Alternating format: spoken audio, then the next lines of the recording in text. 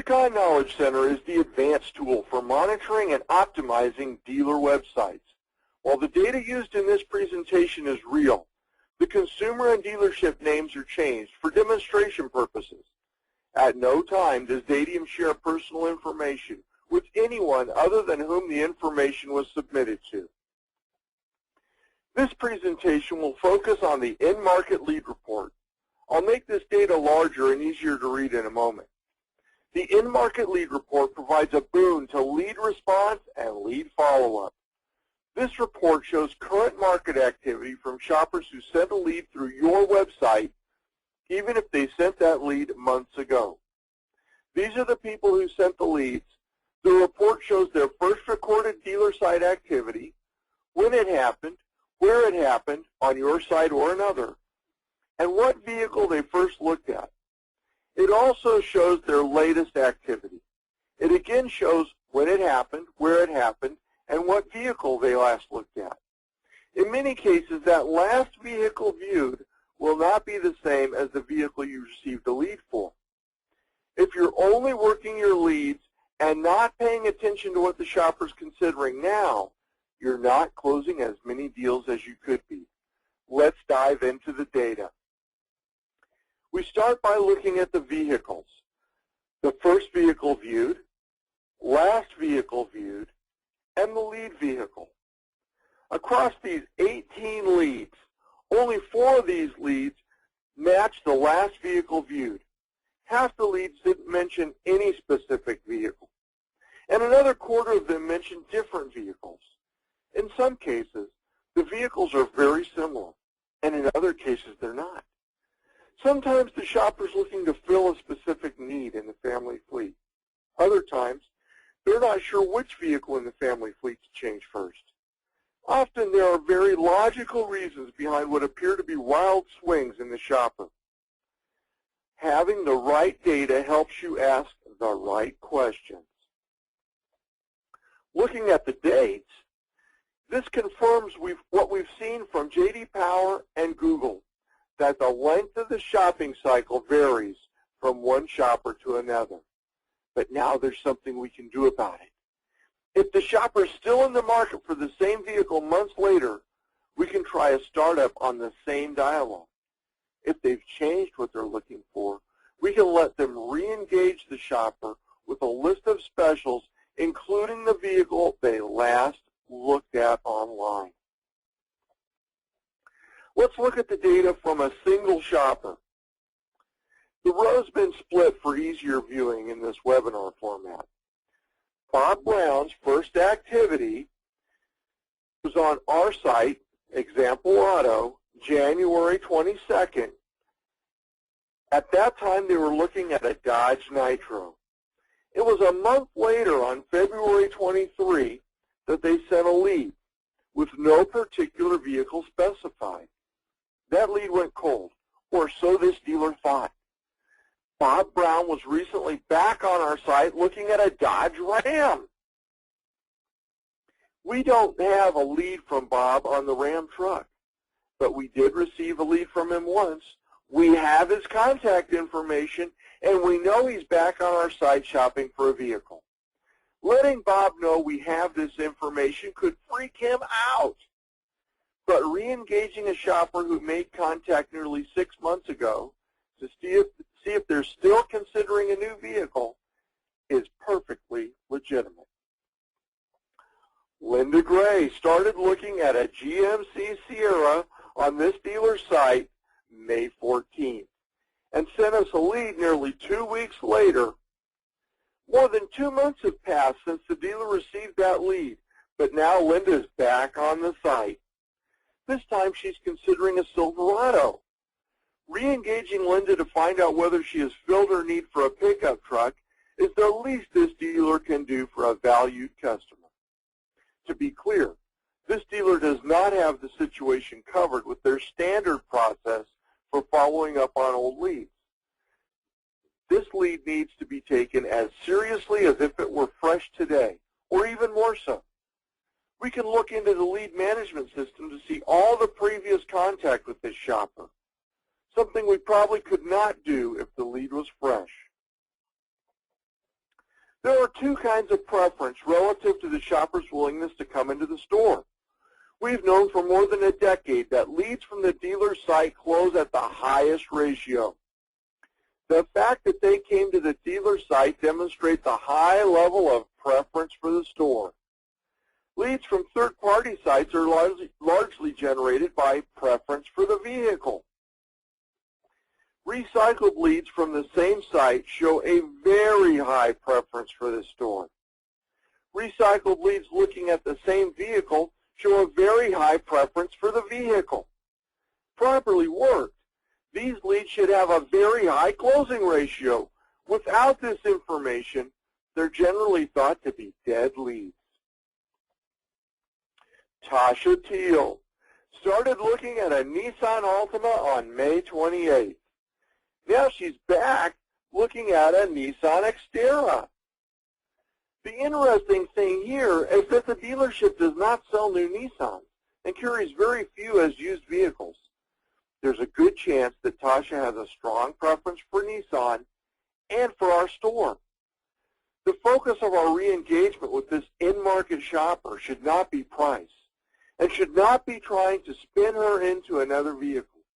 The dealership should probe to find out how strong her preference is for the Nissan brand and our store. Has she owned Nissans before? Does anyone in her family or close circle of friends have one? Has she purchased from the store before? We can know that from our records. Has anyone in her family or close circle of friends purchased from the store recently?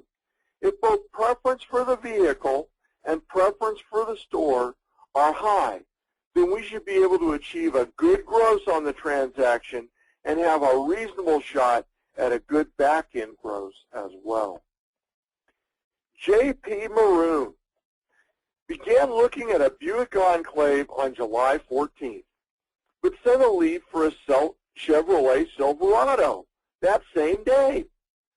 We see this kind of cross-shopping every day. Maybe J.P. is unsure about which vehicle to replace in the family fleet. Maybe he needs the Silverado to carry oxygen tanks home from the medical supply store for whoever will be driving the Buick. What we do know is that it's been 2 weeks since the lead was submitted, and JP's back on the site shopping for a Silverado. There's little chance that he's going to submit another lead for the same vehicle, but he sure wants it. The burden of transporting those oxygen tanks has not gone away, and we'd better re-engage JP. Tracy Apricot seems dead set on a Dodge Ram. She started looking at it on Example Auto site on July 31st and submitted a lead that same day for that vehicle. She's back looking at a Dodge. Whether we've talked to her already or not, it's time to review our history with this shopper and re-engage her. We need to find out what's holding her back from buying the truck of her dreams. The in-market lead report brings an entirely new advantage to dealer groups. Sam Silver's most recent activity was on Example Nissan.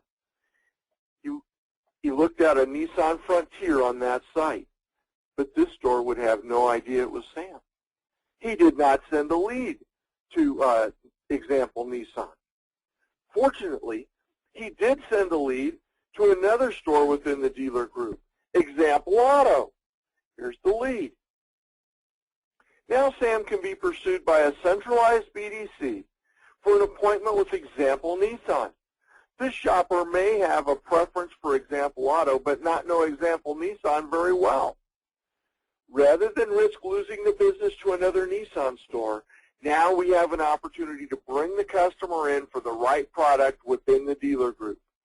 Cross-shopping among various stores within the same dealer group is common.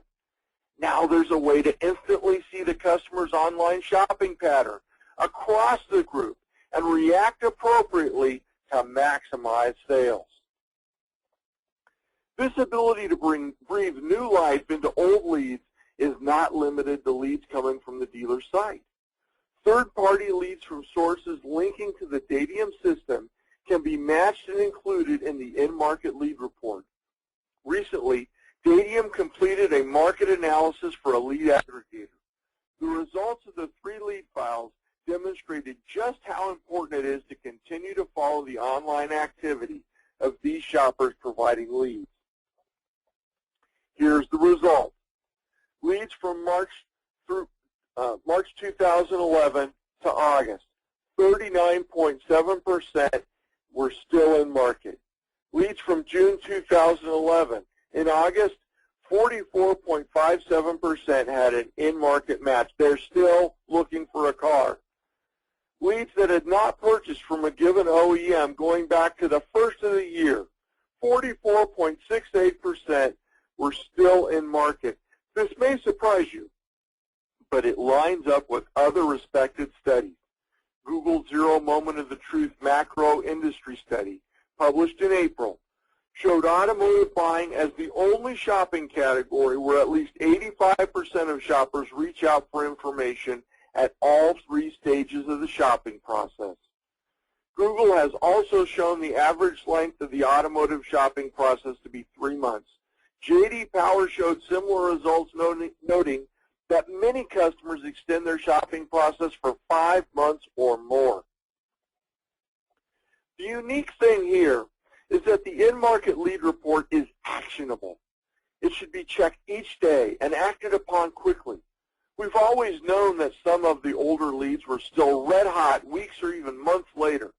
We just didn't know which ones. Now we do. We've got some questions. It sounds like a dealership could afford to get more aggressive buying leads if they can get a second chance when the customer comes back into market. An excellent question, because that's exactly right. You can expand both your radius and your bid price for pay-per-click terms leading to your main site or a microsite.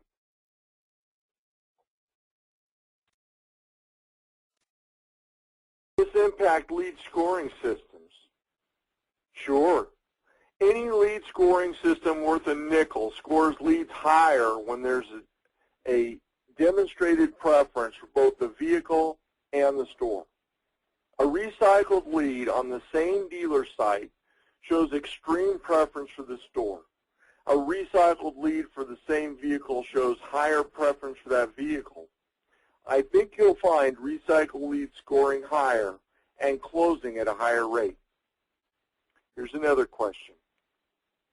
How can individual dealers compete with the advantage this report gives to large dealer groups? The only defense in automotive marketing is a great offense. This tool, like so many other things, can help dealer groups tap into the synergy between stores, something that has thus far been lacking at most groups. You can't get that incremental benefit with a single store. But if you don't have the tool, you don't get any of the benefits. Compete with dealer groups by minimizing these gaps and taking advantage of your ability to adapt to new things, like VisiCogn Knowledge Center, faster than they do.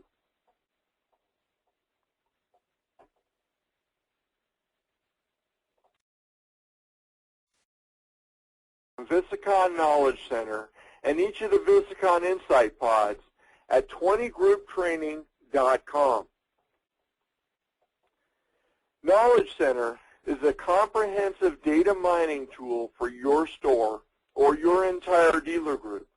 To learn more about arming yourself with the full power of VisiCogn Knowledge Center, visit VisiCogn.com, IMLA, or email sales@dadium.com. Be sure to use my promo code to get a discount. That's GAL Basic, GAL like Galbraith, Basic. If you have a question you'd like me to answer offline, feel free to call me directly. For all the caring people at Dadium, I'm Dennis Galbraith, wishing you the most profitable